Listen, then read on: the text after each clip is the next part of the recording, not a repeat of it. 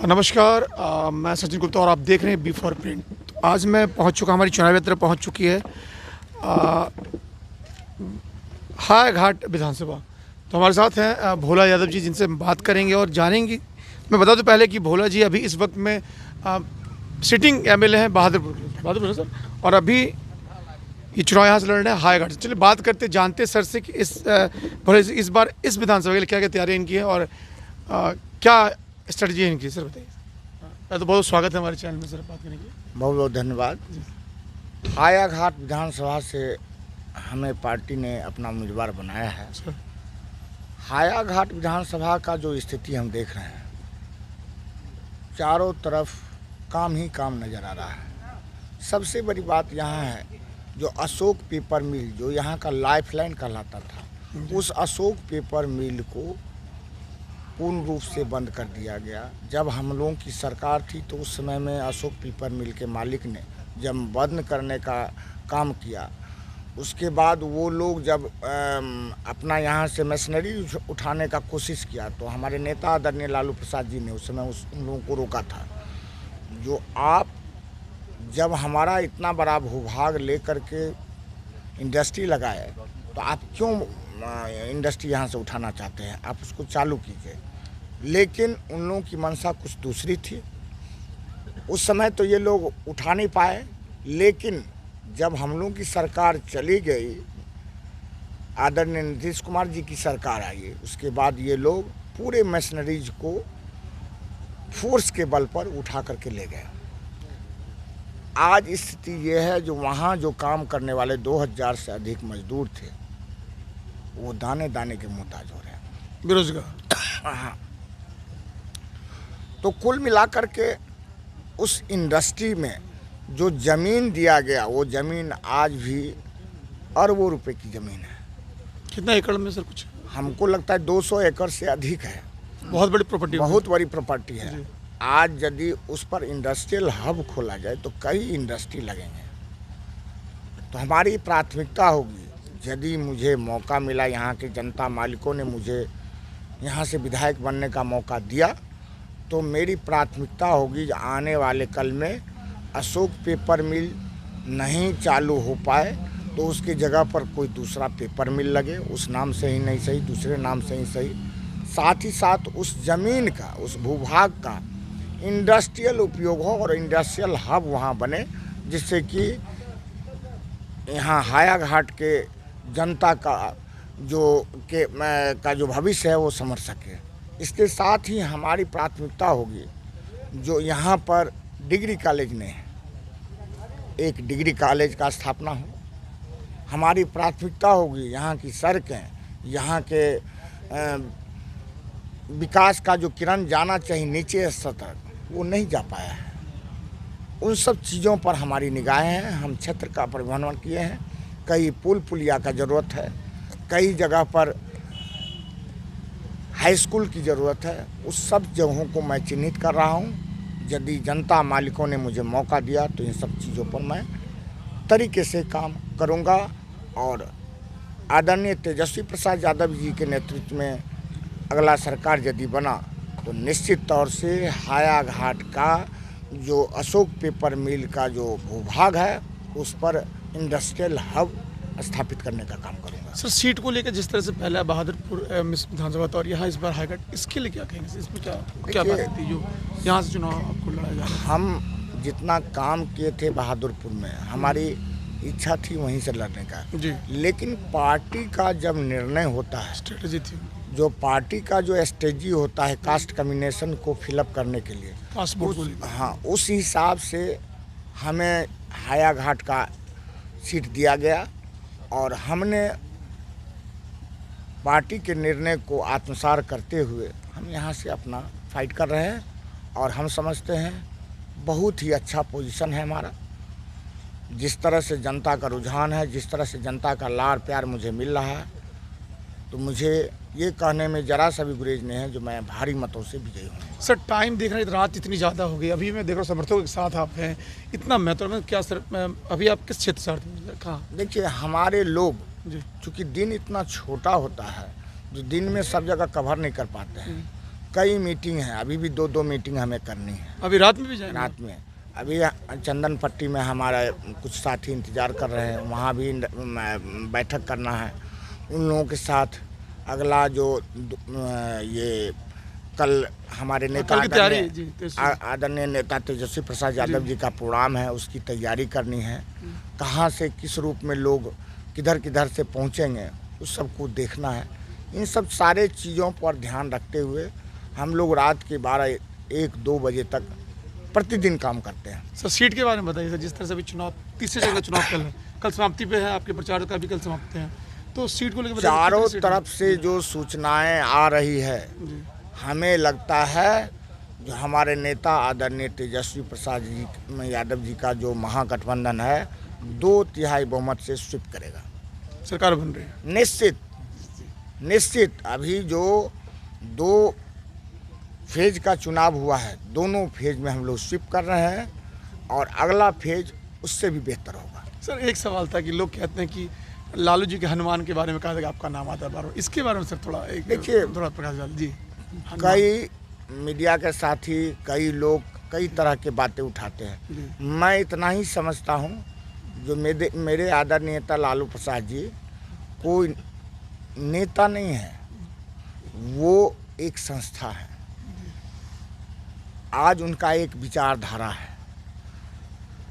आने वाले कल में जिस तरह से आदरणीय राम मनोहर लोहिया जी का नाम हम लोग लेते हैं, उनके विचारों को लेकर के समाजवादी लोग जीते हैं, उसी तरह से हमारे आदरणीय नेता लालू प्रसाद जी का जो विचारधारा है सामाजिक न्याय और सांप्रदायिक सौहार्द का, इस विचारधारा को लेकर के लोग आगे बढ़ेंगे और उस विचारधारा के हम संपोषक हैं। और हम समझते हैं कि हमारे नेता यदि के काम के लिए मुझे जो भी करना पड़े वो करने के लिए हम तैयार रहते हैं, और जहां उनको हमारी ज़रूरत दिखाई देती है हमें, तो वहां हम उपस्थित रहते हैं। इसलिए लोग तरह तरह की बातें बोलते हैं, कोई हनुमान कहते हैं, तो कोई उनकी छाया कहते हैं, तो कोई कुछ और कहते हैं। लेकिन मैं इतना ही समझता हूँ जो दल और नेता का सच्चा सिपाही होने के नाते भक्त निश्चित तौर से दल माँ होती है और नेता जो होता है वो एक आदर्श होता है।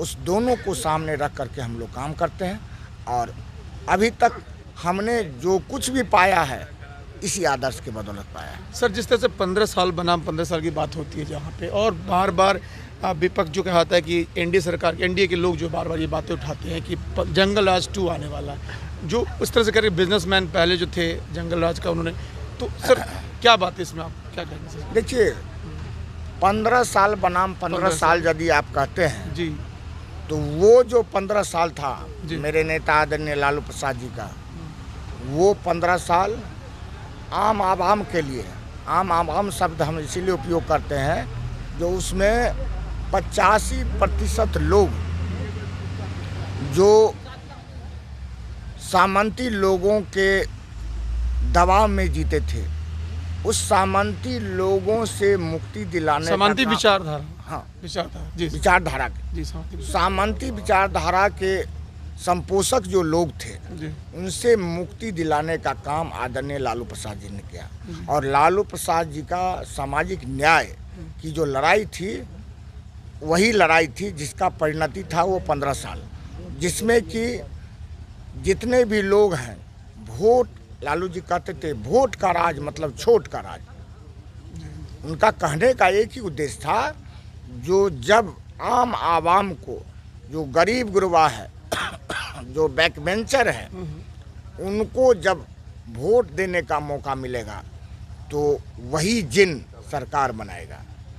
और लोग जो कहता था लालू प्रसाद जी का जिन निकला है, वो जिन कोई और नहीं था बल्कि वही दलित, महादलित, अति पिछड़ा और सवर्ण में जो गरीब तबके के लोग थे, ये लोग जिन का काम किया और लालू यादव को हाथों हाथ लिया, जिसका नतीजा हुआ कि 15 साल तक लालू प्रसाद एक छत्र राज किए। और जो विपक्ष के लोग जो ये गाली देने का काम करते हैं, जो वो राज जंगल का राज था, उनको समझना चाहिए वो गाली दे रहे हैं किनको?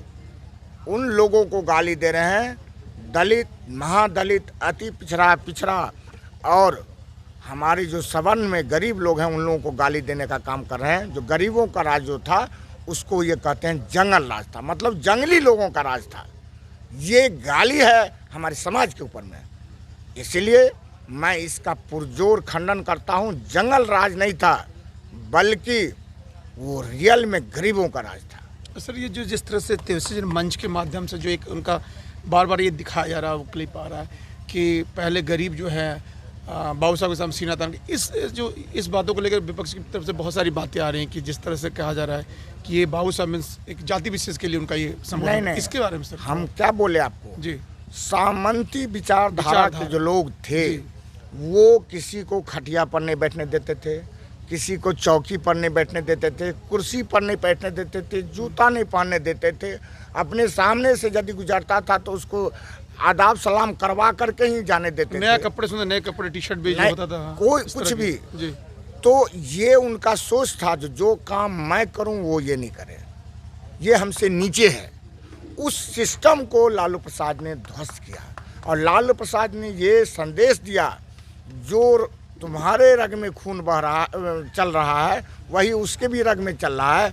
इसलिए मतलब एक उनका कहना था, जो एक मेस्तरानी का बेटा का जो वोट का राइट है, वही एक राजा के बेटा का भी वोट का राइट है।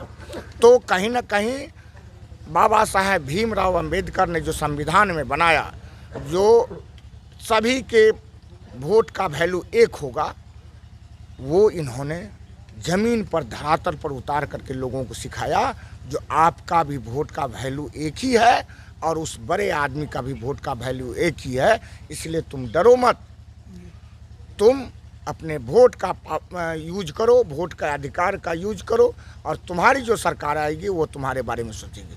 आज स्थिति ये है, जो हमारे साधारण से साधारण कार्यकर्ता, साधारण से साधारण गांव गंवई का लोग थाना पर जाकर के बहुत ही बखूबी ढंग से कहता है, ए दरोगा बाबू मेरा रपट लिखिए। एक समय था जो लाल टोपी वाला को देखते ही आदमी छुप जाता था, डरता था, लघुशंका करने के लिए बैठ जाता था, जो कहीं पुलिस हमें पकड़ न ले। उसके अंदर भय था, उस भय को किसी ने ख़त्म किया तो उसका नाम लालू प्रसाद यादव। सर कल की क्या तैयारियां हैं? कल आपके तेजस्वी जी यहाँ आ रहे हैं और यहाँ बहुत ही कार्यकर्ताओं में उत्साह है, मैं देखा चारों तरफ हमारे कार्यकर्ता अपने नेता को सुनने के लिए, अपने नेता को देखने के लिए तत्पर है, लालायित है। और हम अपने क्षेत्र का करीब 2500 गांव का आज हम दौरा किए हैं और उसमें हमने पाया है जो सब लोग अपने संसाधन से आने के लिए उतावले हैं और समय पर हमारे नेता आ जाएंगे और सभी लोग उनके भाषण से निश्चित तौर से लाभ उठाएंगे और उसका लाभ मुझे भी मिलेगा, जो सभी लोग मुझे भारी मतों से भी बनाने का काम करेंगे। सर इस हमारे चैनल के माध्यम से अपने विधानसभा के जनता के लिए क्या कहेंगे आप? मैं आपके चैनल के माध्यम से अपने मतदाता मालिकों से एक ही अपील करूंगा, जो रोटी को यदि पलटा नहीं जाता तो रोटी जल जाता है। ये सरकार लगातार 15 वर्षों तक एक ही तरफ करवट लेके बैठी हुई है, यदि इसको पलटोगे नहीं तो ये रोटी की तरह जल जाएगा और ये पूरे राज्य को बर्बाद कर रहा है। इसीलिए अच्छा स्वाद का रोटी तभी मिलता है जब उसको पलटा जाता है। जनता को अच्छा प्रशासन, अच्छा शासन तभी मिलेगा जब इस सरकार को पलटी मारेगा और पलटी मार करके तेजस्वी जी के नेतृत्व में सरकार बनाने के लिए मेरे जनता मालिकों से निवेदन है, जो अपार वोट दे करके मुझे विजय बनावें, जो हमारे तेजस्वी जी के हाथ को हम मजबूत कर सकें। देखा आपने हमारे साथ भोला यादव जी थे, जिन्होंने बताया है अपने इन्होंने बताया कि ये जिस विधानसभा हाईगढ़ विधानसभा जो काम करेंगे, इन्होंने कहा है कि अशोक पेपर मिल के लिए सबसे बड़ा मुद्दा होगा कि जैसे अगर जीत कर आते हैं ये, तो अशोक पेपर मिल के अगर इंडस्ट्रीज को शुरू नहीं कर पाए लेकिन वहाँ इंडस्ट्रीज लगाएंगे। और इन्होंने कहा है कि जिस तरह से तेजस्वी यादव की बातों को घुमा फिरा के दिखाया जा रहा है, इन्होंने कहा सामंती विचारधारा से लड़ाई की बात करें, ना कि किसी सवर्ण जाति से बात की गई है। इनका कहना था कि लालू जी ने हमेशा सामंती विचारधारा से लड़ाई की है, ना कि किसी जाति विशेष से की है। चलिए मेरे साथ सर, पहले तो आपका बहुत बहुत धन्यवाद। आपको भी और आपके चैनल को भी बहुत बहुत बधाई, जो आपने हमें इस चुनावी माहौल में एक मौका दिया। चल, थैंक यू। अगर आपको हमारा वीडियो पसंद आया हो तो इसे लाइक करें, सब्सक्राइब करें और साथ ही बेल आइकन दबाना ना भूलें।